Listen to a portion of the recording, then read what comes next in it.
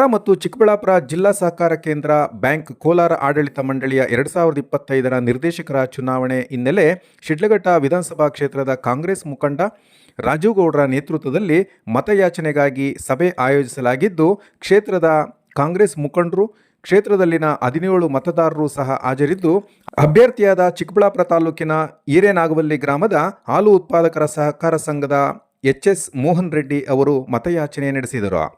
ಸಂದರ್ಭದಲ್ಲಿ DCC bank ನೂತನ ನಿರ್ದೇಶಕರಾಗಿ ಡಾಲ್ಫಿನ್ ವಿದ್ಯಾಸಂಸ್ಥೆಯ ನಾಗರಾಜು ರವರು ಅವಿರೋಧವಾಗಿ ಪಕ್ಷಾತೀತವಾಗಿ ಗೆದ್ದಿರುವ ಅವರಿಗೆ ಅಭಿನಂದನೆ ಸಲ್ಲಿಸುವ ಮೂಲಕ ಅಭ್ಯರ್ಥಿ ಮೋಹನ್ ರೆಡ್ಡಿ ಪರ ಮತಯಾಚನೆ ನಡೆಸಿದ ರಾಜು ಗೌಡ್ರು. ನಾವೆಲ್ಲರೂ 17 ಓಟ್ ಕೊಟ್ಟು ಕಾಂಗ್ರೆಸ್ ಪಕ್ಷನ ಗೆಲ್ಲಿಸುವಂತ ಕೆಲಸ ಮಾಡೋಣ. ಕಾಂಗ್ರೆಸ್ ಪಕ್ಷದ ಅಧಿಕೃತ ಅಭ್ಯರ್ಥಿಯಾಗಿ ಏನ್ ಮಾಡಬೇಕು ನಮ್ಮ ಪ್ರಾಮಾಣಿಕವಾಗಿ ಹೇಳ್ತಿದ್ದೀನಿ, ಪ್ರಮಾಣ ಮಾಡಿ ಹೇಳ್ತಿದ್ದೀನಿ. 17 ಜನ ನಾವು ಅವ್ರಿಗೆ ಓಟ್ ಹಾಕೋಣ, ಅವ್ರನ್ನೇ ಗೆಲ್ಲಿಸುವಂತ ಕೆಲಸ ಮಾಡೋಣ ಅಂತ ಸಂದರ್ಭದಲ್ಲಿ ಹೇಳ್ತಿದ್ದೀನಿ. ಅದೇ ರೀತಿ ನಮ್ಮ ನಾಗರಾಜ್ ಅವರು ಅವಿರೋಧವಾಗಿ ಡಿಸಿಸಿ ಬ್ಯಾಂಕ್ಗೆ ನಿರ್ದೇಶಕರಾಗಿ ಆಯ್ಕೆ ಆಗಿದ್ದಾರೆ. ಅವರು ಸತತವಾಗಿ ಯಾವತ್ತೂ ಆಯ್ಕೆ ಆಗ್ತಿದ್ದಾರೆ, ಮುಂದೆ ಕೂಡ ಇನ್ನೂ ಆಯ್ಕೆ ಆಗಿ ಬರ್ತಾರೆ. ಇನ್ನೂ ಒಳ್ಳೆ ಮಟ್ಟಿಗೆ ಭಗವಂತ ಅವ್ರನ್ನ ಬೆಳೆಸ್ಲಿ. ಅವ್ರನ್ನ ಹೇಳ್ಬೇಕು ಅಂತಂದ್ರೆ ಅಜಾತ ಶತ್ರುನ ಅಂತ ಹೇಳ್ಬೇಕು ಅಂತ ಹೇಳ್ಬಿಟ್ಟು ಇಷ್ಟಪಡ್ತೀನಿ. ಯಾಕೆಂದ್ರೆ ಯಾವುದೇ ಪಾರ್ಟಿ ಅಂದ್ರೆ ಎಲ್ರಿಗೂ ಕೂಡ ಏನು ಬ್ಯಾಂಕ್ ಹೋದಾಗ ಸಾಲಗಳಿರ್ಬೋದು, ಹೇಳ್ತಿದ್ರೆ ಸುಮಾರು 100-150 ಕೋಟಿಗೂ ಹೆಚ್ಚಿಗೆ ನಾವು ಯಾವುದೇ ಬಡ್ಡಿ ಇಲ್ಲದೆ ಸಾಲ ಕೊಟ್ಟಿದೀವಿ ಅನ್ನೋ ಒಂದು ಮಾತು ಹೇಳ್ತಿದ್ರು. ಅದು ತುಂಬಾನೇ ಒಳ್ಳೆಯ ಕೆಲಸ ಅಂತ ಹೇಳಕ್ ಇಷ್ಟಪಡ್ತೀನಿ. ಮುಂದೆ ಕೂಡ ಅವ್ರು ಹೇಳ್ತಿದ್ರು, ಯಾರಿಗೂ ಏನು ತೊಂದರೆ ಇಲ್ಲ, ನಾನು ಕಾಪಾಡ್ಕೊಂಡು ಹೋಗ್ತೀನಿ. ಮೋಹನ್ ರೆಡ್ಡಿ ಅವ್ರ ಗೆಲ್ಸಿದ್ರೆ ಏನಿದೆ ನಾನೇ ನಿಂತು ಕಾಪಾಡ್ಕೊಳ್ತೀನಿ, ನೀವು ಅವ್ರನ್ನ ಕೇಳ್ಬೇಡ್ರಿ, ಏನೇ ಕೆಲಸ ಆಗ್ಬೇಕಂದ್ರೆ ನಾನಿದ್ದೀನಿ. ಯಾವುದೇ ಒಂದು ಮುಲಾಜಿಗೆ ನಾನು ಯಾವುದೇ ಕೂಡ ಬೆಂಡಾಗ್ನೆ ನಾನು ನೀವೆಲ್ಲ ನಿಮ್ ಜೊತೆಲಿ ಇದೀನಿ ಅನ್ನೋ ಮಾತು ಹೇಳ್ತಿದ್ದಾರೆ. ಅದಕ್ಕೆ ನಾವೆಲ್ಲರೂ ಕೂಡ ಅವ್ರಿಗೆ ನಾವು ನಿಮ್ ಜೊತೆಲಿ ಇದೀವಿ ಅಂತ ಒಂದು ಚಪ್ಪಾಳೆ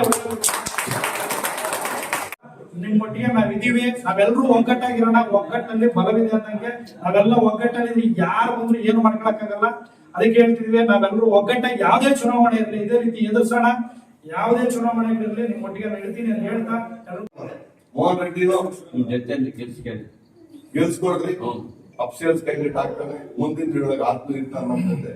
ನಿಮ್ಗೆ ಏನ್ ಎಲ್ಲಿ ಚಿಕ್ಕಬಳ್ಳಾಪುರ ಜಿಲ್ಲೆಗೆ ಏನ್ ಮಾಡ್ಬೇಕು ಅನ್ನೋದಕ್ಕೆ ಭರವಸೆ ಕೊಡ್ತೀನಿ. ಒಳ್ಳೆ ಹುಡುಗರು ಇವತ್ತು ಅಣುಕ ನೋಡಿದೆ. ಈಗ ಹೇಳ್ತೀನಿ, ಇಲ್ಲಿ ನಮ್ಮ ಯಾರೆಲ್ಲ ಸೇರಿದೀವಿ ಅಷ್ಟು ಜನಕ್ಕೆ ಯಾವುದೇ ಭೇದ ಭಾವ ಐತೆ. ನಾನು ಹೇಳೋದು ಇಷ್ಟೇ, ನಮ್ಮವ್ರ ಕಾಂಗ್ರೆಸ್ ಅವರ ಸಹಾಯ ಮಾಡ್ಬೇಕು. ನೀವು ಎಲೆಕ್ಷನ್ ಗೆಲ್ತೀರಿ, ಗೆದ್ದೆ ಗೆಲ್ಬೇಕು ಅನ್ನೋ ಒಂದು ಕಾನ್ಫಿಡೆನ್ಸ್ ಇದೆ, ಮಾಡ್ತೀವಿ.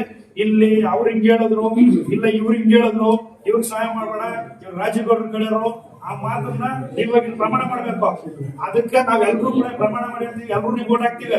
ನಾಳೆ ದಿನ ಯಾವ್ದೇ ಮುಲಾಜಿಗಳು ನೀವು ಹಂಚ್ಕೊಡುದು ನಮ್ಮ ಏನ್ ಬಂದವ್ರೆ ಅವ್ರಿಗೆಲ್ಲರೂ ಮೋಹನ್ ರೆಡ್ಡಿ ಸಿಡ್ಲಘಟ್ಟಕ್ಕೆ ಬರ್ಸಲ್ಲ.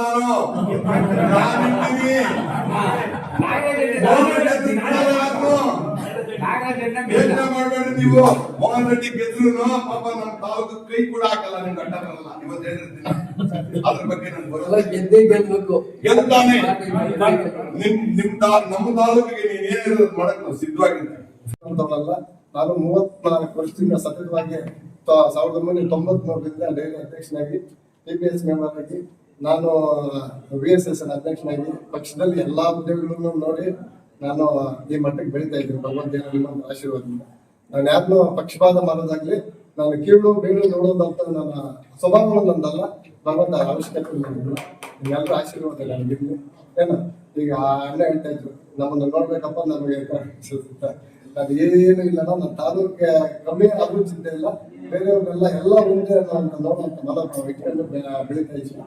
ಅದಕ್ಕೆ ನಿಮ್ಗೆ ತಮ್ಮೆಲ್ಲರೂ ಬೆಂಬಲ ಇರಲಿ ಅಂತ ಹೇಳ್ತಾ ನಾನು ಈ ಚುನಾವಣೆಯಲ್ಲಿ ನನಗೆ ಮತ ಹಾಕಿ ಆಟ ಬಿಟ್ಟು ಒಂದನೇ ಅದು ಹಾಕಿ ನನ್ನ ಗೆಲ್ಸ್ಕೊಳ್ಬೇಕು. ನಮ್ಮೆಲ್ಲ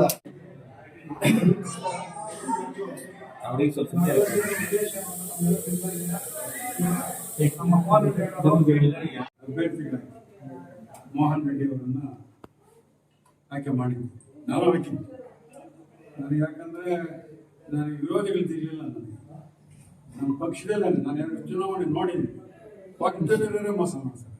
ಅದಕ್ಕಾಗಿ ನನಗೆ ಬೇಡಪ್ಪ, ನಾನೇನು ಕಾಂಗ್ರೆಸ್ ಪಕ್ಷದ ಅಧಿಕೃತವಾದ ಕ್ಯಾಂಡಿಡೇಟ್ ಮೋಹನ್ ರೆಡ್ಡಿ ಅವರಿಗೆ ತಮ್ಮೆಲ್ಲರ ಬೆಂಬಲ. ನಾವಿವತ್ತು ನಮ್ಮ ತಾಲೂಕಿನಲ್ಲಿ ಇರ್ತಕ್ಕಂಥ 47 ಓಟ್ ಮಾಡ್ಬೋದಿತ್ತೇನೋ, ಆಗ್ಲಿಲ್ಲ. ಅದ್ರ ಬಗ್ಗೆ ಚಾಲನೆ ಕೊಡ್ಲಿಲ್ಲ.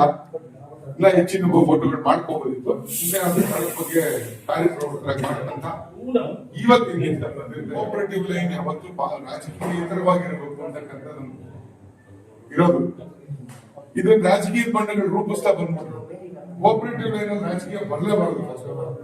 ಇದರ ಸಹಾಯ ದಳ, ಕಾಂಗ್ರೆಸ್, ಬಿಜೆಪಿ ಯಾವುದೇ ಪಕ್ಷದಲ್ಲಿ ಇಲ್ಲದೆ ಇರ್ತಕ್ಕಂಥ ವ್ಯಕ್ತಿನೂ ಪಡಿತಾರೆ.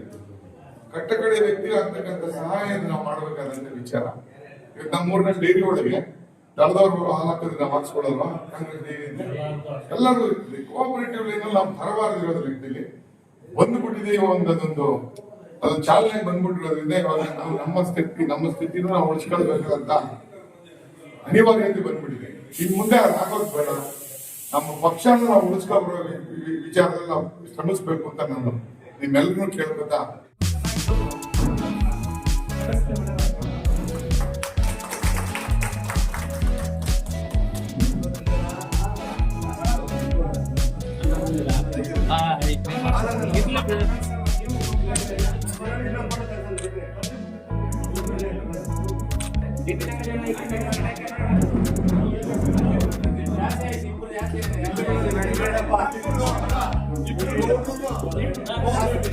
ಜಾಸ್ತಿ